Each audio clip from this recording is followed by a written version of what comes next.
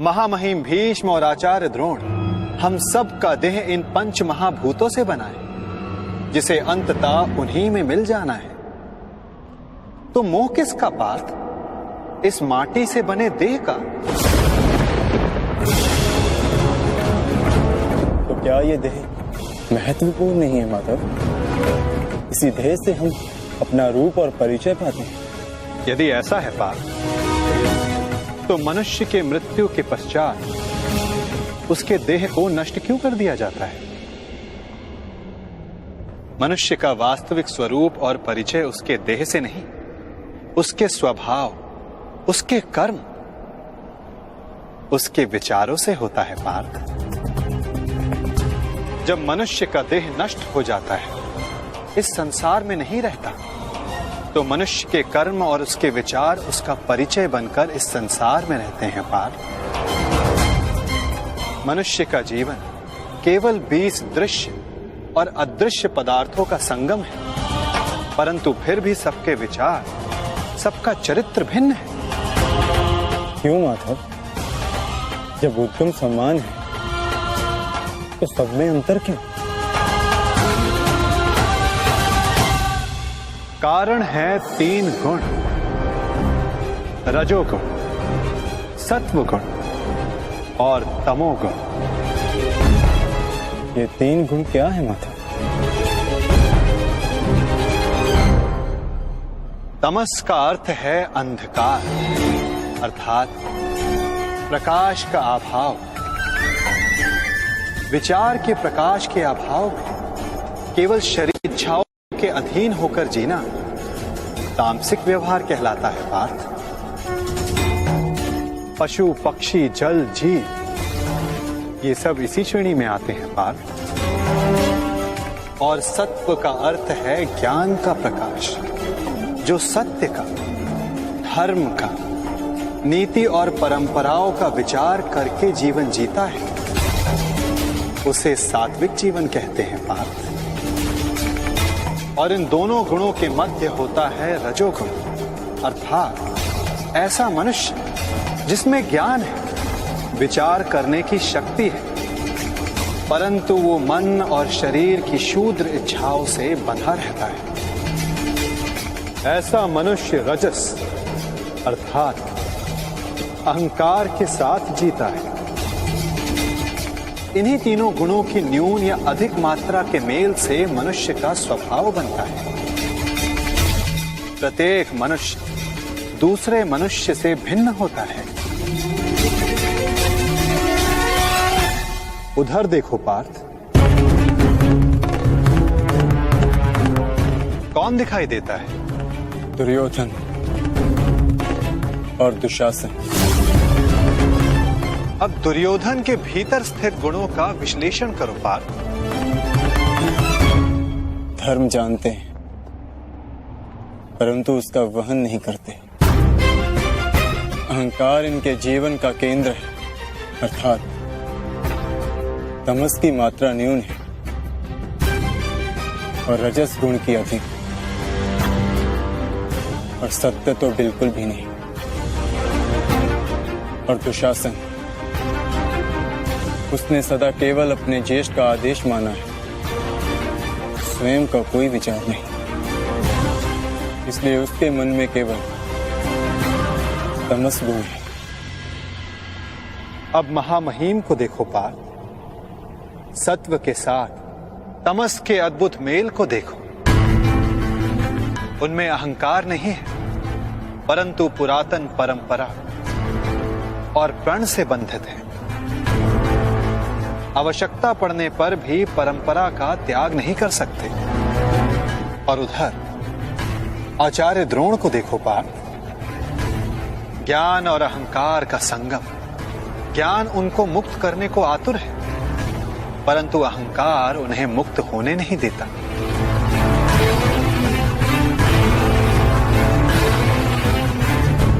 परंतु माता, यदि मनुष्य का स्वभाव इन गुणों के मेल से आकार पाता है, तब तो उसका व्यवहार जन्म से ही निश्चित होता है ना।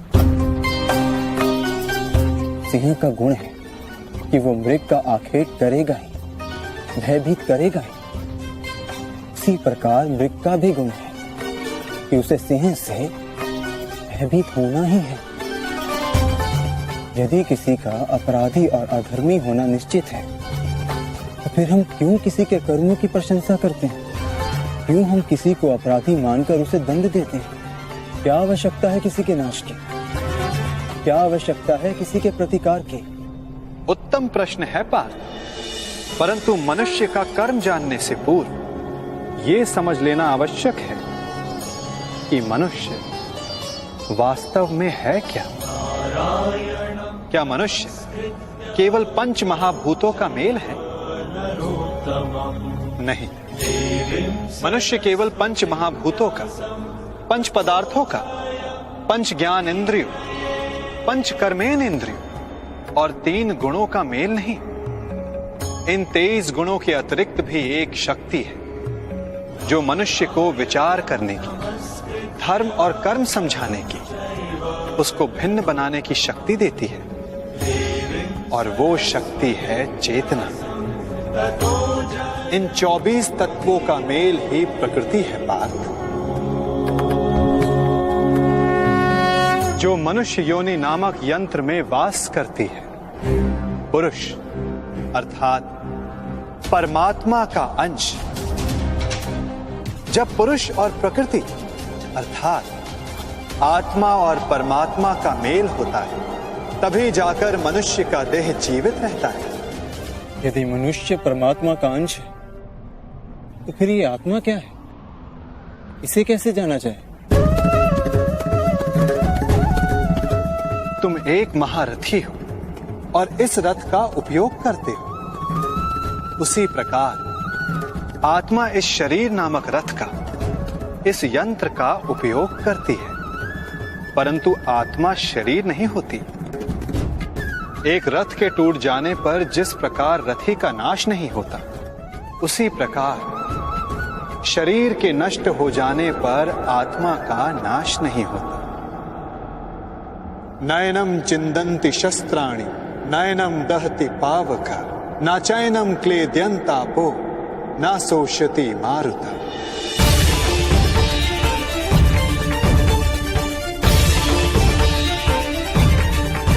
आत्मा को ना कोई शस्त्र छेद सकता है, ना अग्नि उसे जला सकती है, ना जल उसे डुबो सकता है, ना वायु आत्मा को सुखा सकती है। आत्मा अजर है, आत्मा अमर है, अमर है, अमर है, अमर है। आत्मा शरीर से जुड़े होने के पश्चात भी वो शरीर से अलग है। ना हन्यते हन्यमाने शरीरम पार्थ। शरीर की हत्या की जा सकती है, परंतु आत्मा की हत्या नहीं की जा सकती।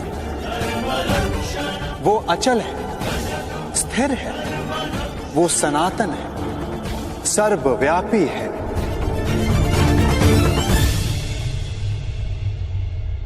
जिस प्रकार हम पुराने वस्त्रों को त्याग कर नया वस्त्र धारण करते हैं, ठीक उसी प्रकार हमारी आत्मा देह नष्ट हो जाने के पश्चात नया देह धारण कर लेती है।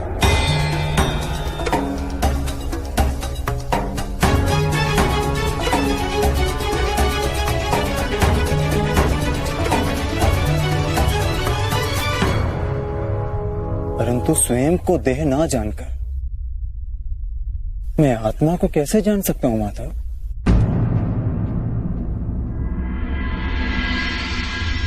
पार्थ, इसमें कुछ असंभव नहीं। एक दृष्टिहीन व्यक्ति संसार को अपनी मन की दृष्टि से देखता है। बोलने में असक्षम व्यक्ति प्रयास करके अपने संकेतों से संसार को समझाता है। जिनके हाथ पांव नहीं होते, वो भी पुरुषार्थ करते हैं। तो आत्मा को जानना भी इतना कठिन कार्य नहीं है पार्थ।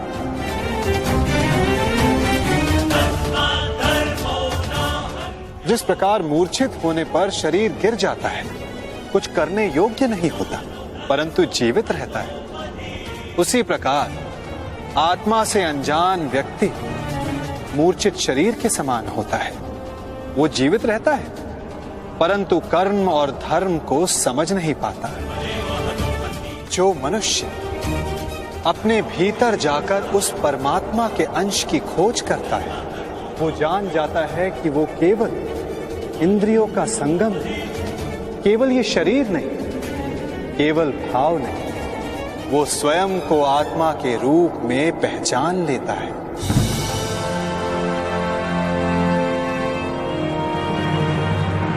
पर ब्रह्म विभाजित होकर पुरुष और प्रकृति बने पार्थ। फिर प्रकृति की प्रत्येक वस्तु में आत्मा का वास हुआ। प्रकृति यानी मनुष्य का शरीर जब वो मोह और अंधकार से घिर जाता है, तब वो अपनी चेतना को खो देता है। तब उस मोह निद्रा को तोड़कर अपनी चेतना को जगाना, स्वयं को परमात्मा का भाग जानना, यही आत्मा का कार्य है, यही उसका उद्देश्य है पार्थ। यदि हर आत्मा परमात्मा का अंश है, तो फिर ये प्रगति और अवगति, नाश और उत्थान, पाप और धर्म, ये सब परमात्मा स्वयं कर रहे हैं। नहीं पार्थ, ये मनुष्य की चेतना और आत्मा करती है। जिस प्रकार कीचड़ से घिरा रत्न अपनी चमक खो देता है, जिस प्रकार मेघों से घिरा सूर्य अपना प्रकाश खो देता है, वैसे ही प्रकृति के 24 तत्वों से घिरी आत्मा ये भूल जाती है कि वो परमात्मा का अंश है। उसे लगता है कि ये देह ही सब कुछ है, देह के अतिरिक्त भी उसका कोई अस्तित्व है, इसका उसे भान ही नहीं रहता। वो केवल देह की संवेदना को ही ज्ञान मानती है। हानि लाभ, सुख दुख, स्वाद गंध, स्पर्श श्रवण, बस इसे ही अपना अनुभव मान लेती है। वो पाप करती है जो आत्मा परिवर्तन का प्रयत्न नहीं करती, जो अधर्म करते रहती है। उसको जागरूक करने के लिए दंड देना अनिवार्य होता है पार्थ। उसके जागरण के लिए युद्ध अनिवार्य होता है।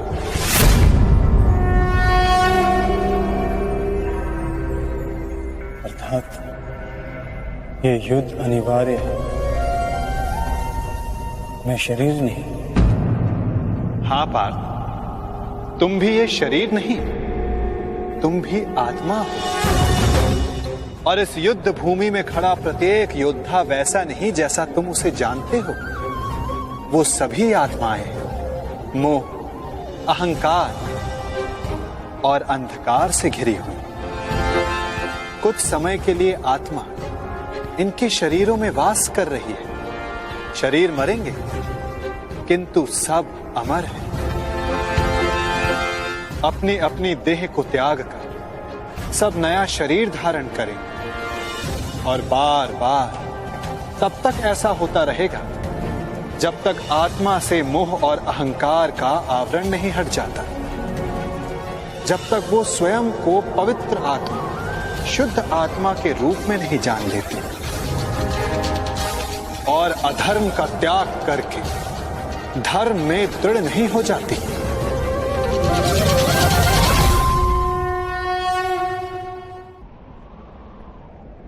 ब्रह्म विद्या का पहला पाठ यही है पार्थ। तुम क्या खोने से डरते हो? तुम क्या साथ लाए थे जो तुम वापस ले जाओगे? जिसने जन्म लिया है उसे एक ना एक दिन अवश्य मरना होगा, और जो मरेगा उसे फिर से जन्म लेना होगा। यही महाज्ञान सांख्य योग है पार्थ।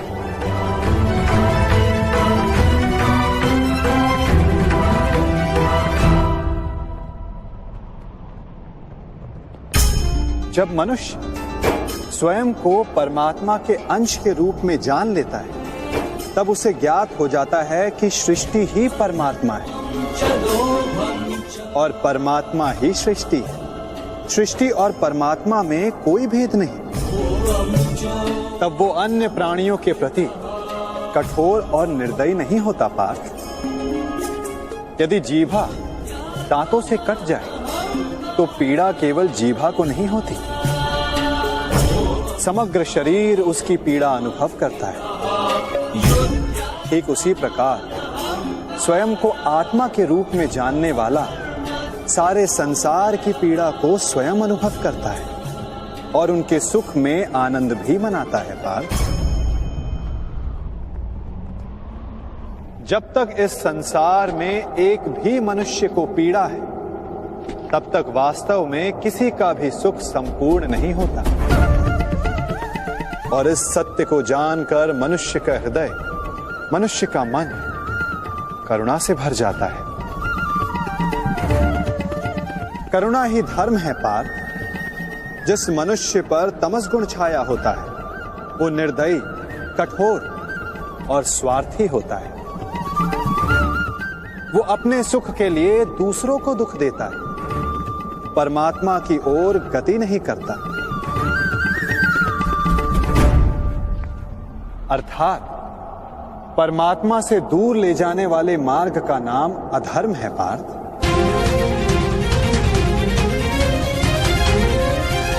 अर्थात अधर्म तो अज्ञान का दूसरा नाम है माधव।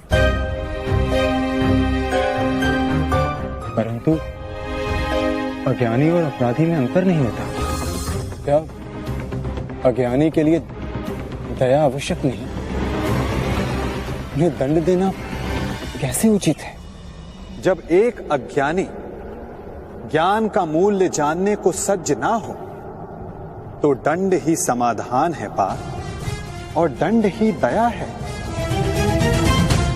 उसके प्रति भी और दूसरों के प्रति भी। सृष्टि की गति सदा परमात्मा की ओर हो यह आवश्यक नहीं पार्थ।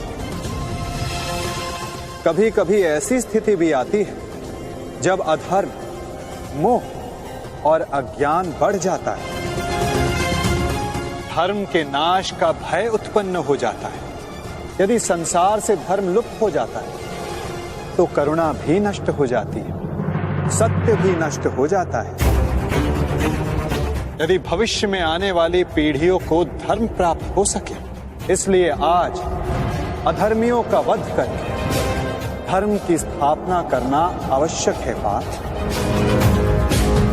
और आज तुम्हारे समक्ष ऐसी ही स्थिति है।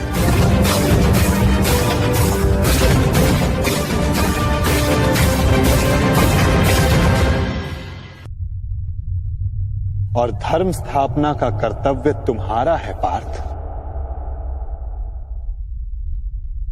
अपनी निर्बलता त्यागो पार्थ और युद्ध के लिए सज्ज हो जाओ।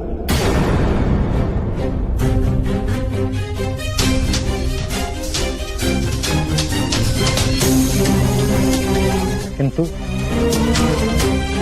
मेरे हाथों से हत्याएं होंगी, किसी की मृत्यु होगी, क्या मेरे भीतर की करुणा का नाश नहीं हो जाएगा माधव? यदि करुणा ही धर्म का आधार है तो फिर मेरी आत्मा तो अधर्मी बन जाएगी माधव। कर्म का बंधन अवश्य निर्मित होता है, परंतु कार्य का बंधन निर्मित नहीं होता पार्थ। प्रत्येक कर्म कार्य होता है पार्थ, परंतु प्रत्येक कार्य कर्म नहीं होता। कर्म उस कार्य को कहते हैं जब मनुष्य उस कार्य से फल की इच्छा रखता है। जब भी मनुष्य धन, संपत्ति, प्रशंसा के लिए कार्य करता है, उस कार्य से फल की आशा रखता है, तब वो उस फल में बंध जाता है और इसी कारण उसे बार बार जन्म लेना पड़ता है पार्थ। वास्तव में मनुष्य को कोई कर्म नहीं बांधता पार्थ। उस कर्म से जुड़ी फल की आशाएं, फल की कामना मनुष्य को बांधती है। वो कैसे माता?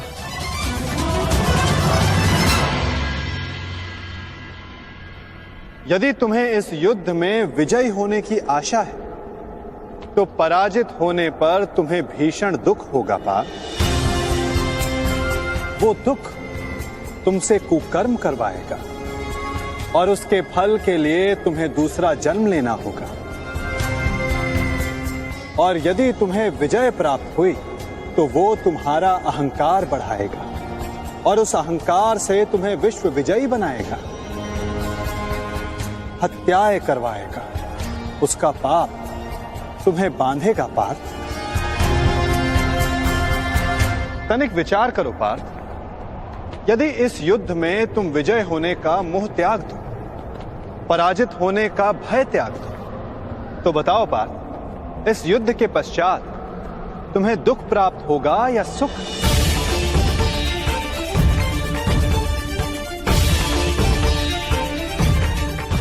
ना सुख ना दुख। अर्थात वास्तव में तुम्हारा सुख दुख, हताशा, अहंकार, ये सब इस युद्ध के कारण नहीं, ये सब इस युद्ध से जुड़ी तुम्हारी आशाओं के कारण है पार्थ। क्या ये सत्य नहीं? सुख दुखे समे कृत्वा लाभा लाभा जया जया ततो युद्धाय युजस्व नैवं पापम वयाप्स्यसि।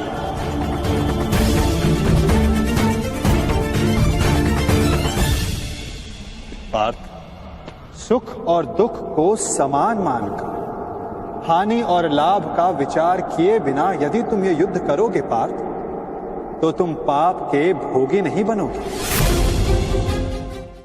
यदि तुम सुख दुख को समान मानकर हानि और लाभ का विचार किए बिना यदि तुम ये युद्ध करोगे पार्थ, तो तुम पाप के भोगी नहीं बनोगे।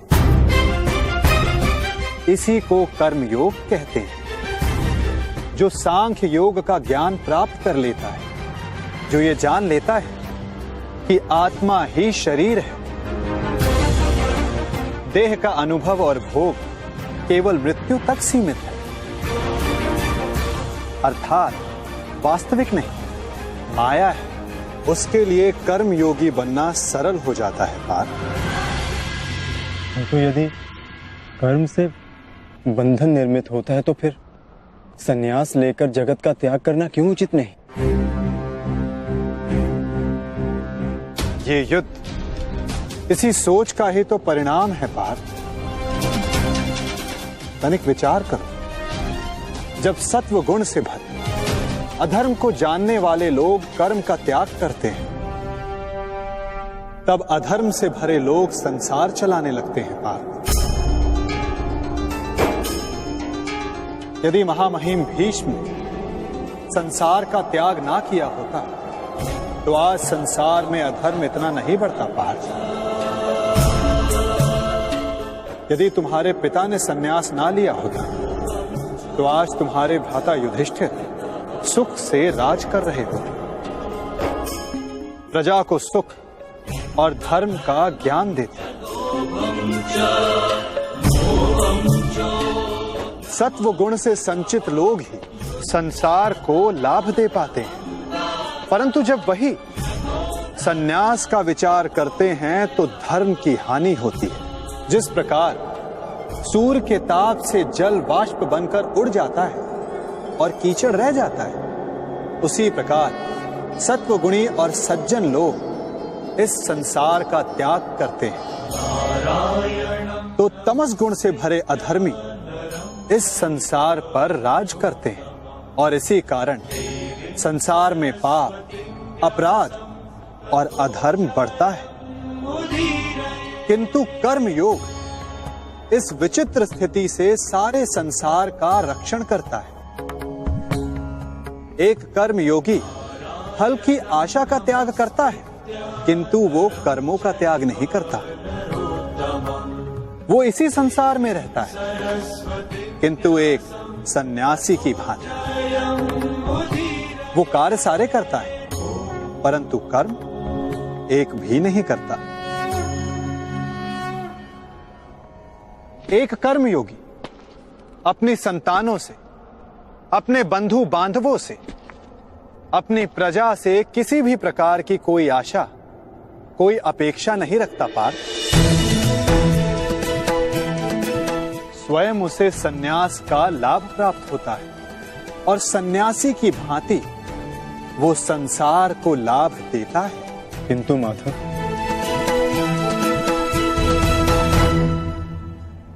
मनुष्य अपनी संतानों को सुखी रखने के लिए परिश्रम करता है, वो अपनी संतानों से अपेक्षा कैसे ना रखे माधव? तो बताओ पार्थ, मनुष्य अपनी संतानों के लिए जो कुछ भी करता है, क्या वो उसका प्रेम है या उसका व्यापार?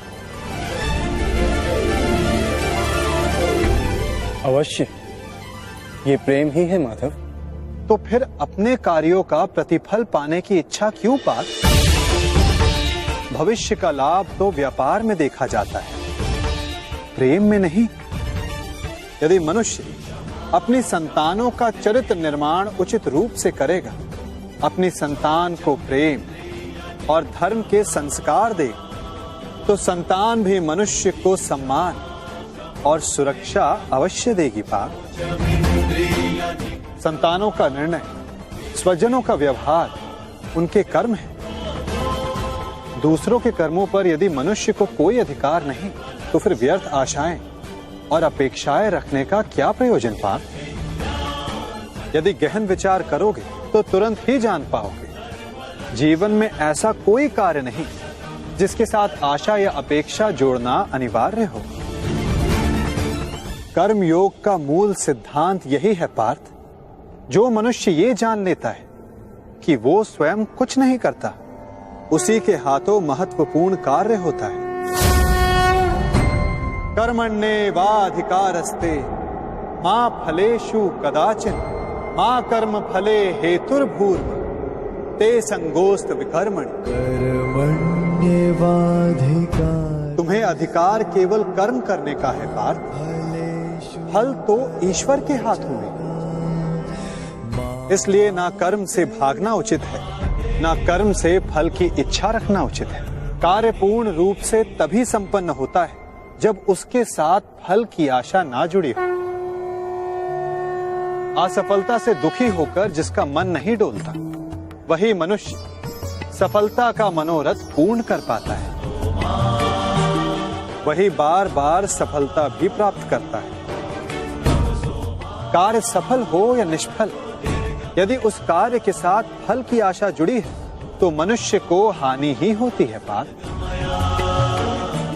ध्यायतो विषयाम पुंसः संगस्तेषुपजायते संगात संजायते कामः कामात् क्रोधोऽभिजायते क्रोधात् भवति सम्मोहः सम्मोहात् स्मृति विभ्रमः स्मृति ब्रह्मशात् बुद्धिनाशः बुद्धिनाशत प्रणश्यति। फल की आशा कामना है, और कामना का स्वभाव है कि वो कभी भी पूर्ण रूप से संतुष्ट नहीं हो सकती। असंतोष कारण होता है क्रोध के जन्म, और इसी क्रोध से अहंकार और मोह जन्म लेता है। यदि सद्ज्ञान पाने की इच्छा ना हो, तो सद्ज्ञान पाने की बुद्धि कहां से आएगी? और बुद्धि के जाने पर अनुचित प्रकार के कार्य होने लगते हैं। अनुचित कार्य करने वाला अपराधी होता है, और अपराधी दंड का पात्र होता है, समाज में तिरस्कार का पात्र होता है। अपनी बुद्धि को स्थिर करो, स्वयं को आत्मा जानो, सारे मिथ्या बंधनों को तोड़ दो, फल की आशा का त्याग करके कर्म करते रहो। परंतु स्थिर प्रज्ञा होने का मार्ग क्या है माधव? सांख्य योग पार्थ। सांख्य योग के कारण मनुष्य सदैव परमात्मा का निरंतर स्मरण करता है। परमात्मा के निरंतर स्मरण से उसके हृदय में समर्पण का भाव जागृत होता है, और उसे ही भक्ति कहते हैं पार्थ। भक्ति से मनुष्य को सत्य और असत्य का ज्ञान प्राप्त होता है, और उस ज्ञान से मनुष्य को परमात्मा के दर्शन होते हैं। जो परमात्मा के दर्शन कर लेता है, वो वास्तव में कर्मयोगी बनता है। वो जन्मों के फेरों से छूटकर, उससे मुक्त होकर मोक्ष को प्राप्त करता है। सभी आत्माओं का अंतिम लक्ष्य वही है, और धर्म का अंतिम चरण भी वही है पार्थ।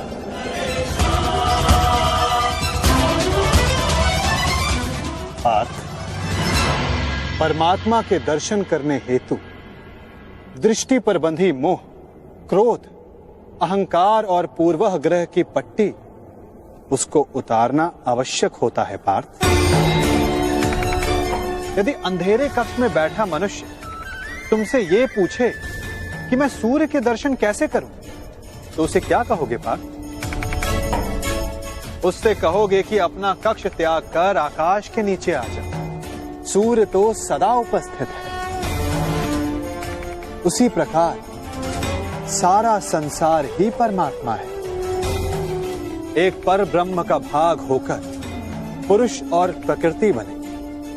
प्रत्येक शरीर में परमात्मा का अंश होता है, और जो अपनी आत्मा के दर्शन कर लेता है उसे स्वयं परमात्मा के भी दर्शन हो जाते हैं पार्थ।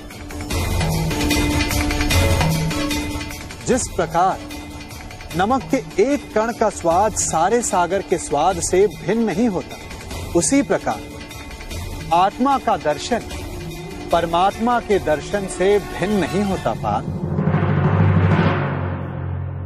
क्या आप ही परमात्मा है माधव?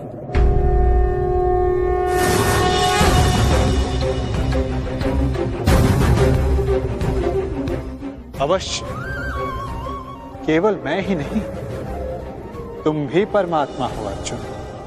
केवल तुम जागरूक नहीं, मैंने वो जान लिया है कि मैं ही समस्त संसार, इस संसार का कण कण हूं। मैं ही सूर्य, चंद्र, ग्रह और नक्षत्र हूं। मैं ही सारे मनुष्य हूं। मैं ही दुर्योधन हूं, और मैं ही अर्जुन, मैं ही अर्जुन, मैं ही अर्जुन। आपके प्रति समर्पण ही परमात्मा के प्रति समर्पण क्यों नहीं हो सकता माधव? अवश्य पार्थ, मेरे प्रति समर्पण ही परमात्मा के प्रति समर्पण है। सर्वधर्मान् परित्यज्य मामेकं शरणं व्रज, अहं त्वां सर्व पापेभ्यो मोक्षयिष्यामि मा शुचः। जगत के सारे धर्मों को त्याग कर तुम मेरी शरण स्वीकार करो पार्थ। मैं ही भूमि हूं, मैं ही आकाश हूं, मैं सूर्य से भी पुरातन हूं।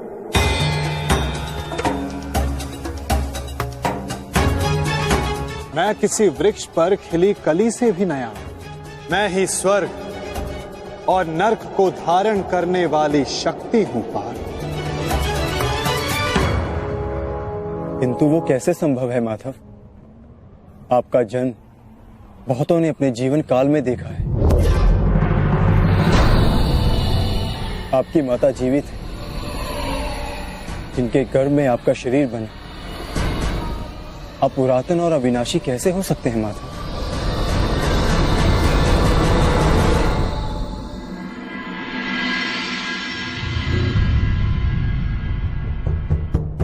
तुम शरीर को देख रहे हो पार्थ, और मैं आत्मा की बात कर रहा हूं। मेरे अनेक जन्म हुए, मैंने अनेक अवतार धारण किए, मेरे अनेक शरीर बने और मिट्टी में मिल गए। आगे भी मैं अनेक बार जन्म लूंगा पार्थ।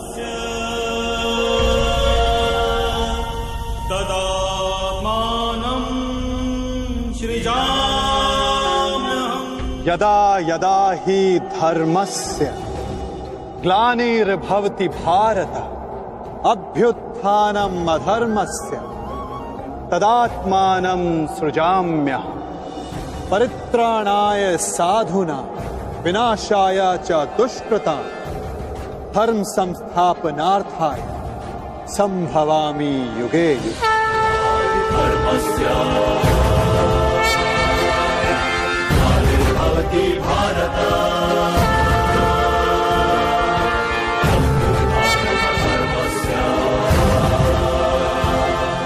जब जब संसार में अधर्म बढ़ता है पार्थ, जब साधुओं को मुक्त कराने का समय आता है, जब अधर्मियों का नाश निकट होता है, तब धर्म की स्थापना करने मैं स्वयं जन्म लेता हूं।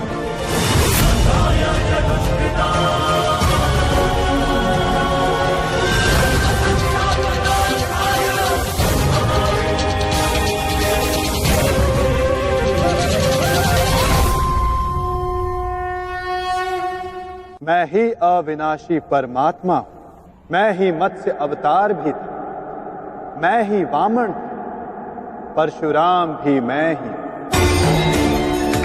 मैं रामचंद्र भी था, ब्रह्मा विष्णु महेश मैं, विद्या लक्ष्मी और काली मैं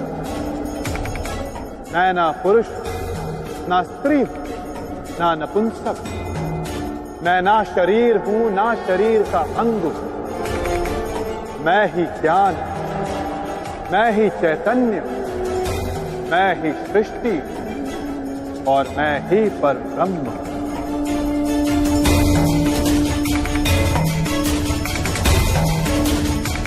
जब तुम भी आत्मज्ञान प्राप्त कर लो, तब तुम भी स्वयं को मुझसे अभिन्न और जुड़ा हुआ पाओगे पास। तब तुम भी मेरी ही भांति स्वयं को परमात्मा के रूप में जानो। परंतु ये पद प्राप्त करने के लिए तुम्हारा मेरे प्रति संपूर्ण समर्पण अनिवार्य है पार्थ। और ये समर्पण क्या है माधव? समर्पण वास्तव में मन की ऐसी स्थिति है पार्थ, जहां मनुष्य सारे संकल्प त्याग देता है। वो ना स्वयं कोई निर्णय लेता है ना कोई प्रण लेता है। उसको जैसा आदेश मिलता है वो वैसा ही कार्य करता है।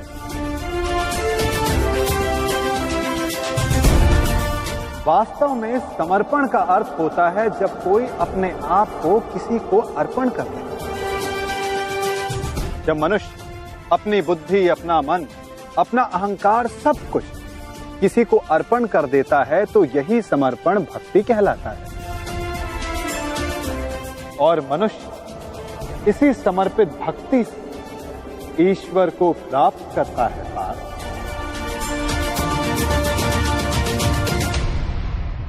माधव, पत्नी का समर्पण पति की ओर होता है, युद्ध का समर्पण सेनापति की ओर होता है। शिष्य के मन में गुरु भक्ति होती है। क्या ये सारी भक्तियां एक समान होती हैं? क्या इन सभी को ईश्वर की प्राप्ति होगी? नहीं पार्थ, मनुष्य जिसके प्रति समर्पित रहता है उसी के रूप में ढलने लगता है। उसके मन में ना संदेह जन्मता है ना प्रश्न। दुष्ट मनुष्य के प्रति जिसका समर्पण होता है उसके कार्य भी दूषित हो जाते हैं। अंगराज कर्ण धर्म को जानते हुए भी दुर्योधन के अधर्म को समर्पण किया। इस समर्पण से कर्ण को ईश्वर की नहीं दंड की प्राप्ति हो।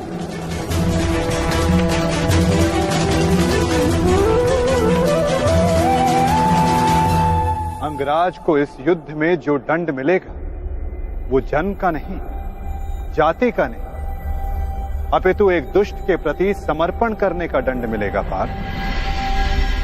इसलिए समर्पण भी उत्तम भाव के प्रति होना आवश्यक है। जैसा भाव वैसी भावना और वैसे ही भक्ति पार्थ।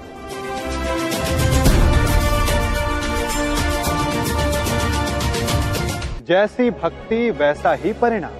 माला यदि लोहे की हो तो उसे गले में धारण नहीं की जा सकती, उससे अपराधी को बांधा जाता है। उसी प्रकार स्वामी भक्ति, पति भक्ति, मित्र भक्ति, ऐसी अनेक भक्ति होती है पार्थ, परंतु श्रेष्ठ भक्ति केवल परमात्मा की होती है।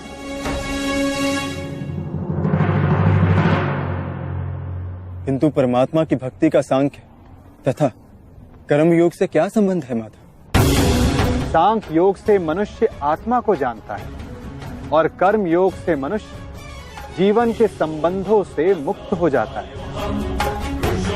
भक्ति के कारण मनुष्य परमात्मा के वास्तविक रूप का ज्ञान पाता है और परमात्मा के ज्ञान मनुष्य जीवन मरण के फेरों से मुक्त होकर सच्चिदानंद स्वरूप को प्राप्त करता है।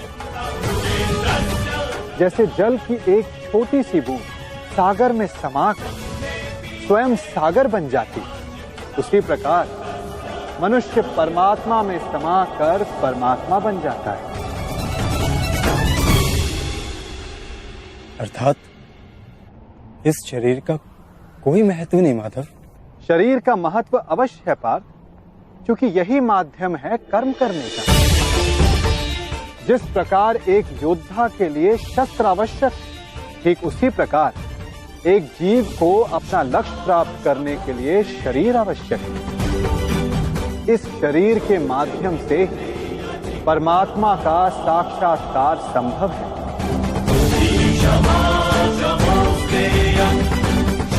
मृत्यु और जन्म के बीच के समय में आत्मा के ज्ञान में कोई वृद्धि नहीं हो पाती पार्थ।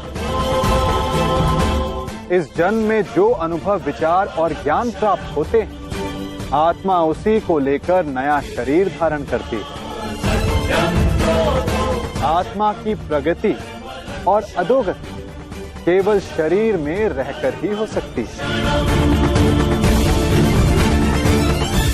क्या यहाँ उपस्थित लोगों का वध कर देने से उनके उद्धार की संभावना का नाश नहीं होगा माधव?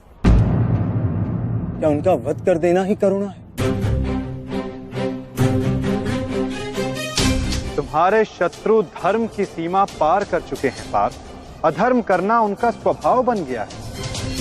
जो अपराध और अपराधियों को उद्धार करने का अवसर एक सीमा तक ही दिया जा सकता है।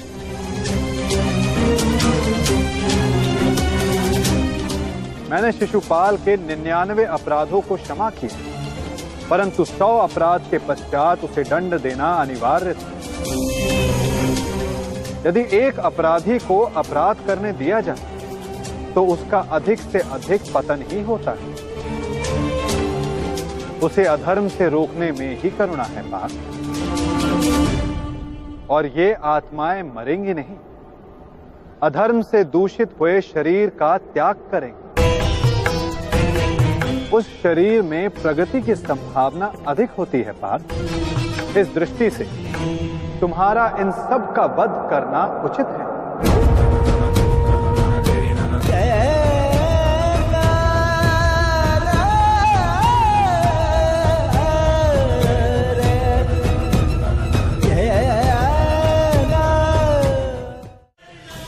यदि एक अपराधी को अपराध करने दिया जाए तो उसका अधिक से अधिक पतन ही होता है। उसे अधर्म से रोकने में ही करुणा है पार्थ। और ये आत्माएं मरेंगी नहीं, अधर्म से दूषित हुए शरीर का त्याग करेंगे। उस शरीर में प्रगति की संभावना अधिक होती है पार्थ। इस दृष्टि से तुम्हारा इन सब का वध करना उचित है।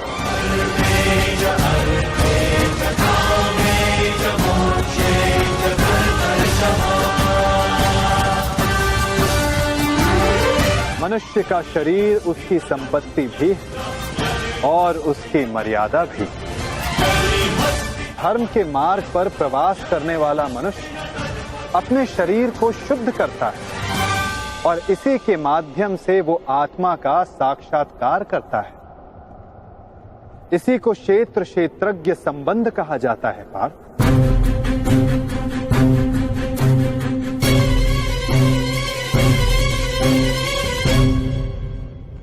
मैं इसका तात्पर्य नहीं जान पाया माधव। जब मनुष्य ये जान लेता है कि उसका शरीर एक भूमि का टुकड़ा है, अर्थात क्षेत्र है, और वो स्वयं उस भूमि के टुकड़े में रहने वाला, उस भूमि के भाग को जानने वाला अर्थात क्षेत्रज्ञ है, तब वो शरीर के माध्यम से स्वयं की प्रगति साध पाता है। आत्मा शरीर में रहकर 3 गुणों का संतुलन करती है। वो तमस गुण को कम करके सत्व गुण को बढ़ाने का उपाय करती है और ईश्वर की भक्ति करके वो परमात्मा के साथ एक हो जाती है। भक्ति कैसे की जाती है माधव? क्या समर्पण ही भक्ति नहीं? नहीं पार्थ, समर्पण भक्ति का प्रथम चरण है। भक्ति किसी कार्य का नाम नहीं, भक्ति मनुष्य के मन की स्थिति का नाम है। मनुष्य के लिए आवश्यक है कि वो जाप ताप याग यज्ञ यम नियम योग स्वाध्याय से अपने अंतर को पवित्र रखे और परमात्मा को समर्पित रहे। अपने सारे कार्यों का फल, जीवन का प्रत्येक श्वास परमात्मा को समर्पित करता रहता है। यदि भक्ति केवल मन की स्थिति है तो जप तप आदि का क्या महत्व है माधव? जिस प्रकार आज का धुला हुआ पात्र कल को मलिन हो जाता है, ठीक उसी प्रकार मनुष्य का मन परमात्मा की भक्ति से बार बार विमुख हो जाता है पार्थ। इसलिए आवश्यक है कि मनुष्य जाप ताप स्वाध्याय के माध्यम से स्वयं को निरंतर स्मरण करवाता रहे कि उसका जीवन परमात्मा को समर्पित है। भक्ति का केवल एक ही सार है पार्थ कि मनुष्य अपना सारा जीवन परमात्मा को अर्पित करके भक्ति करता रहे और सत्व गुण से युक्त संपत्ति को संभाल कर रखे। सत्व गुणी संपत्ति किसे कहा जाता है माधव? अहिंसा सत्यम अक्रोध त्यागा शांति रपय सुनम दया भूतेषु अलोलुत्वम मार्दवम प्रियचापन तेज क्षमा धृति शौचम अद्रोहो नातिमानिता भवन्ति संपदम दैवम अभिजातस्य भारत। बिना कारण तथा स्वार्थ के हेतु हिंसा करना अधर्म है पार्थ। अहिंसा ही वास्तव में परम धर्म है। उसके साथ सत्य, क्रोध का ना होना, त्याग, मन में शांति, निंदा ना करना, दया भाव रखना, सुखों के प्रति आकर्षण ना होना और अकारण कार्य ना करना, तेज क्षमा धैर्य, शरीर की शुद्धता, धर्म से दो राह ना करना और अहंकार का ना होना, इन सभी गुणों को सत्व गुणी या दैवी संपत्ति कहा जाता है पार्थ। इसी से मनुष्य परमात्मा की अर्थात मेरी भक्ति कर पाता है पार्थ। जो मेरी भक्ति करता है वो इस जीवन के कर्तव्यों का वहन करता है, धर्म की स्थापना करता है और कर्म के फलों की इच्छा किए बिना उनकी आशा त्याग कर अपना जीवन जीता है पार्थ। उसे मैं इस जन्म में संतोष देता हूं तथा मृत्यु के पश्चात अपने में स्थान देता हूं पार्थ। जो रूप सबको अपने में स्थान दे दे, आपका वो रूप कैसा है माधव? कौन है आप? सांख्य के माध्यम से मैंने जाना है कि मैं आत्मा हूं, अमर हूं, जो नाशवंत शरीर में केवल वास करता हूं। और कर्मयोग के माध्यम से मैंने जाना है कि फल की इच्छा को त्याग कर केवल कर्म करने से ही मन को शांति और जीवन में सफलता प्राप्त होगी। और भक्ति योग के माध्यम से मैंने आपके प्रति समर्पण का महत्व जाना है। किंतु आपके प्रति संपूर्ण श्रद्धा से समर्पित होने की इच्छा होते हुए भी मन से संशय नहीं जा रहा। आपके सारे ज्ञान को प्राप्त करने के पश्चात भी मेरी बुद्धि स्थिर नहीं हो पा रही माधव।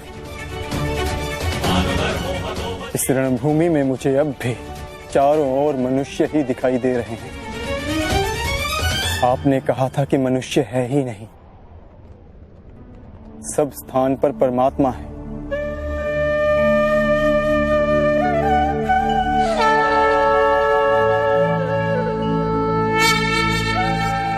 तो उस परमात्मा का रूप मुझे दिखाइए माधव, और मेरे सारे संदेहों का नाश कीजिए।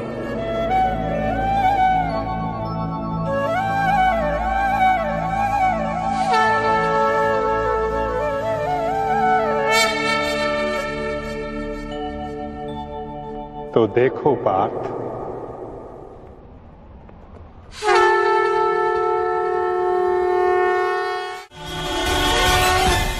सांख्य योग से कर्म योग की, कर्म योग से भक्ति योग की, और भक्ति योग से ज्ञान योग की प्राप्ति होती है पार्थ। मेरे विश्व रूप के दर्शन करना ही वास्तविक ज्ञान है पार्थ। विश्व में यही एक ज्ञान सारे ज्ञानों का तथा विज्ञानों का आधार है। यही एक ज्ञान है जो मुक्ति प्रदान करता है। देवताओं को जो दर्शन सरलता से नहीं प्राप्त होता, ऐसा मेरा वास्तविक रूप मैं तुम्हें दिखा रहा हूं पार्थ।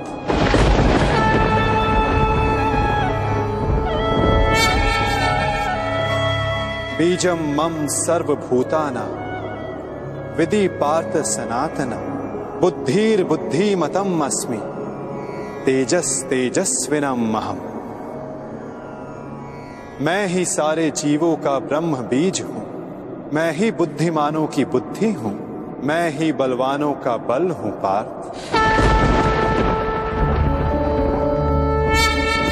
मैं पृथ्वी के कण कण में वास करता हूं। सारी पृथ्वी, सूर्य, चंद्र, ग्रह, नक्षत्र, तारा मंडल और समस्त ब्रह्मांड मेरे भीतर वास करते हैं।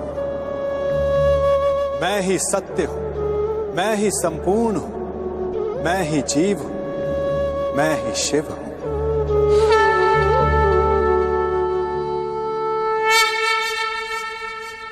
अक्षरों में आकार हूं, वेदों में सामवेद हूं, देवों में इंद्र हूं, प्राणियों में चेतना हूं, रुद्रों में शंकर हूं, हवन में अग्नि हूं, धन में कुबेर हूं, पर्वतों में सुमेरु हूं, ऋषियों में भृगु हूं, ध्वनियों में ओमकार हूं, यज्ञों में जाप हूं, वृक्षों में पीपल हूं, कीर्ति मैं ही हूं, बुद्धि में स्मृति, मेघा और क्षमा मैं ही हूं, गंधर्वों में चित्ररथ हूं, देव ऋषियों में नारद हूं, मुनि में कपिल हूं, अश्वों में उच्च अश्व हूं, गजों में ऐरावत हूं, पशु में सिंह, पक्षियों में गरुड़ हूं, मनुष्यों में राजा हूं, शस्त्रों में वज्र हूं, गायों में कामधेनु हूं, सर्पों में वासुकी हूं, शेषनाग हूं। मैं वरुण देव, वायु, यमराज, श्री राम और पवित्र गंगा मैं ही हूं।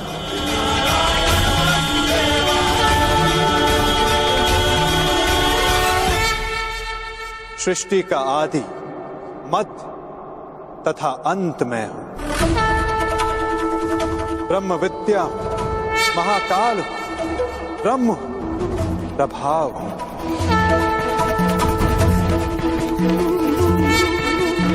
मैं ही विजय हूं, मैं ही निश्चय हूं, मैं ही सत्व, दंड, नीति, शक्ति, मौन तथा तत्व ज्ञान भी मैं हूं। वासुदेव, अर्जुन, वेद व्यास हूं। ऐसा कोई स्थल नहीं जहां मैं नहीं, ऐसा कोई स्थल नहीं जहां मैं नहीं पार।